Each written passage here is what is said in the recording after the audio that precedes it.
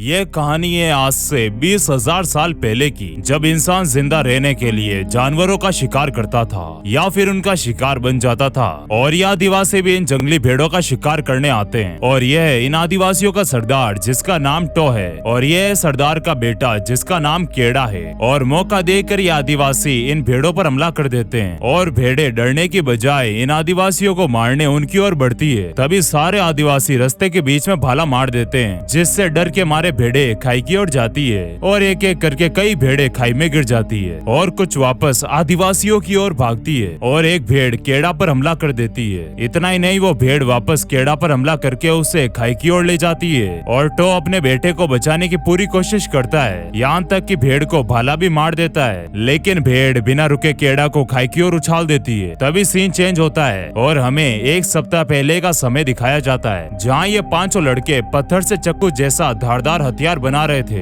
जो कि भाले पर लगाया जाता है। और इस कबीले की एक परंपरा है कि जो भी एकदम परफेक्ट चक्कू बनाएगा वो शिकारी बनने के काबिल है। और इन पांचों लड़के में से टो सिर्फ 2 लड़कों को पास करता है, जिनमें से एक लड़के का नाम कापा होता है और दूसरा सरदार का बेटा केड़ा होता है। फिर टो इन दोनों को मार मार कर सख्त लड़का बनाने का आदेश देता है और यह सरदार की बीवी और केड़ा की मम्मी, और मम्मी अपने बच्चे को पीटता देख दुखी हो जाती है। और मार खाने के बाद टो अपने बेटे को गले लगाता है और शिकार पर जाने से पहले इस कबीले में हवन और पूजा कराई जाती है ताकि सभी लोग सही सलामत अपने घर लौट आए। और टो केड़ा को समझाता है कि जिंदा रहने के लिए शिकार करना जरूरी है, वरना हम भूखे मर जाएंगे। अगले दिन कुछ आदमी शिकार करने निकल जाते हैं, जिनमें कापा और केड़ा भी होते हैं, और एक दिन चलते हुए बिता देते हैं। और रात होने पर किसी ऊंची जगह पर आग जलाते हैं। और पहले कुछ इस तरह आग जलाई जाती थी और टो केड़ा को भी इस तरह आग जलाने के लिए कहता है। और केड़ा कोशिश करता है, मगर वो धैर्य रखने की बजाय जल्दी हार मान लेता है, जिस पर टो उससे कहता है कि कभी भी हार मत मानना, चाहे कुछ भी हो जाए। और अगली सुबह सारे चलना शुरू करते हैं और एक जगह आकर रुक जाते हैं, जहाँ एक के ऊपर एक कई सारे भारी भारी पत्थर रखे गए हैं, जिसे ये लोग वापस आते समय मैप की तरह इस्तेमाल करेंगे।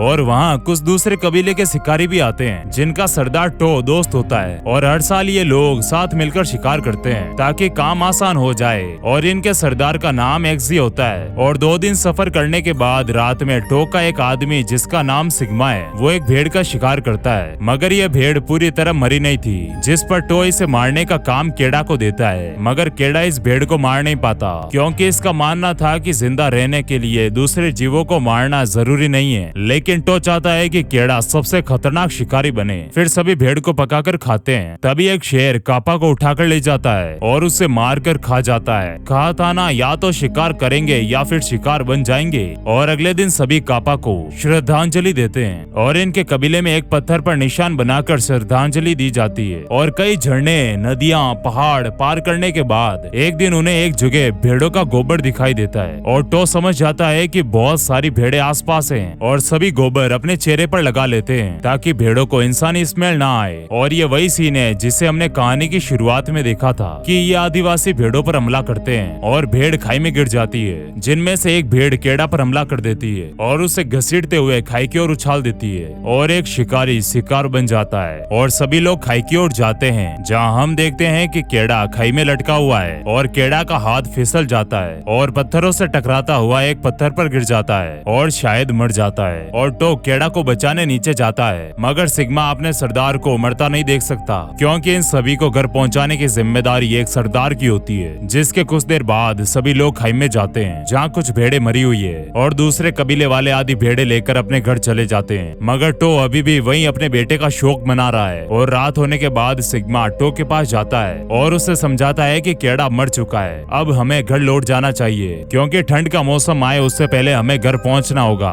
वरना हम ठंड में जमकर मर जाएंगे। अगले दिन टो केड़ा को श्रद्धांजलि देता है और बची हुई भेड़े लेकर अपने आदमियों के साथ घर की ओर लौट जाता है। जिसके कुछ देर बाद एक गिद्ध केड़ा के मांस को नोचने आता है। तभी केड़ा की आंख खुल जाती है और गिद्ध को पत्थर पर मारकर खाई में फेंक देता है। कहा था ना, शिकारी भी शिकार बन सकता है। और केड़ा खुद को खाई में अटका देखकर टो को आवाज लगाता है, मगर वो सभी बहुत दूर जा चुके हैं। और इस दौरान केड़ा का एक पैर भी टूट जाता है। फिर वो नीचे उतरने की सोचता है और पत्थरों को पकड़कर लटक जाता है और केड़ा कुछ देर वहीं लटका हुआ रहता है। तभी बहुत तेज बारिश होती है और खाई की जगह एक नदी बन जाती है और रिस्क लेकर केड़ा अपने हाथ छोड़ देता है और सीधा नदी में गिर जाता है। जिसके कुछ घंटों बाद नदी गायब हो चुकी थी और केड़ा को होश आता है और सबसे पहले वो बारिश का कुछ बचा हुआ पानी पीता है और अपने टूटे हुए पैर को पत्थरों के बीच में डालकर हड्डी सीधी करता है और टूटे हुए पैर को अच्छे से बांध लेता है और लड़खड़ाते अपने घर की ओर निकल जाता है। तभी उसे कुछ भेड़िए दिखाई देते हैं और उनकी नजर में आए बिना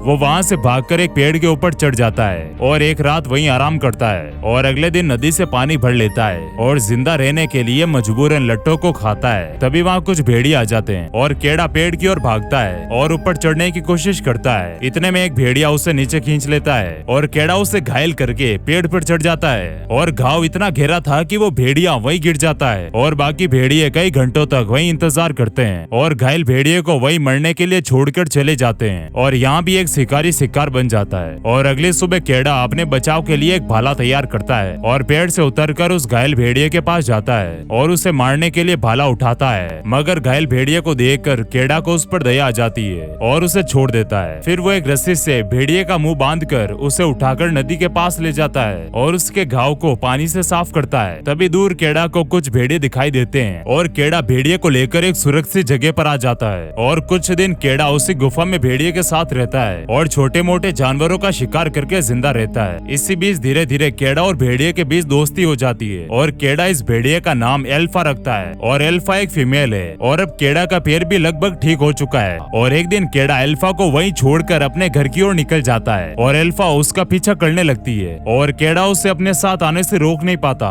फिर एल्फा केड़ा के लिए शिकार करने लगती है और काफी दिन सफर करते करते बीत जाते हैं और ठंड का मौसम भी आ जाता है और हर तरफ बर्फ जम जाती है। और एक रात एल्फा को लेने उसके भेड़िए साथी आते हैं और केड़ा एल्फा को उनके साथ भेज देता है और इतने ठंड पड़ने के बावजूद भी केड़ा हिम्मत नहीं हारता और वो अपने घर की ओर बढ़ता रहता है। उधर टो घर पहुंच जाता है और अपनी बीवी को केड़ा की मौत की खबर बताता है। यह सुनकर केड़ा की माँ रोने लगती है और एक दिन केड़ा को एल्फा का झुंड दिखाई देता है, मगर जहाँ वो भाग रहा होता है उसके नीचे नदी होती है और बर्फ टूटने से केड़ा नदी में गिर जाता है और एल्फा उसे बचाने की कोशिश करती है और केड़ा अपनी जान बचाने के लिए चक्कू से बर्फ तोड़कर ऊपर आ जाता है। मगर प्रॉब्लम अभी खत्म नहीं हुई थी, क्योंकि इतने ठंडे पानी में भीगने के बाद केड़ा का खून जम सकता है। इसके लिए पहले तो वो आग जलाता है, फिर अपने कपड़े उतार लेता है जिससे उसकी जान बच जाती है। और कुछ दिन और चलते चलते उन्हें एक टेंट दिखाई देता है जहाँ एक आदमी बैठा हुआ है, मगर जब वो उसके पास जाकर देखते हैं तो उन्हें दिखाई देता है कि आदमी ठंड की वजह से जमकर मर गया है। फिर केड़ा उसके टेंट में खाने की खोज करता है, मगर उसे कुछ नहीं मिलता,